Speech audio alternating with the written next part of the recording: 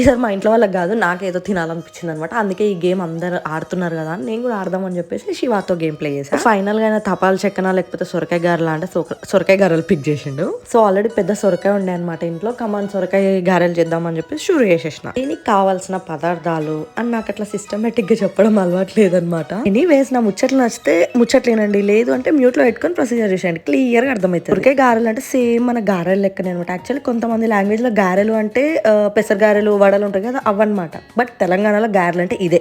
టక్కడక్క చెప్పేస్తాను అనమాట. బియ్యం పిండి, సొరకాయ తురుము, నువ్వులు, జీలకర్ర, కరేపాకు వేసుకోవాలి, ఉప్పు కూడా, ఇంకా గ్రీన్ చిల్లీ పేస్ట్ కూడా. మంచిగా మెత్త మెత్త బాల్స్ లా చేసేసుకొని పూరి ప్రెషర్ తో ప్రెస్ చేసుకొని గారెలా రెడీ చేసుకొని ఆయిల్ వేసేసుకోవాలి, వేడి ఆయిల్ లో. మంచిగా వస్తాయి అనమాట. యాక్చువల్లీ మెత్తగా వస్తే ఇంకా బాగుంటాయి, గట్టిగా వస్తే కూడా బాగానే ఉంటాయి, నెక్స్ట్ డేకి ఇంకా బాగుంటాయి. బట్ పళ్ళు గుంజి చంపేస్తాయి అనమాట. నేనైతే ఒక బిగినర్ గా సక్సెస్ఫుల్ గా గారెలు అయితే రెడీ చేసి అందరికి వంచి పెట్టిన. అంటే లైక్ మా హస్బెండ్ కి, మా కజిన్ కి అండ్ మా పాపకి. టేస్ట్ అయితే ఇచ్చి పడేసింది. 2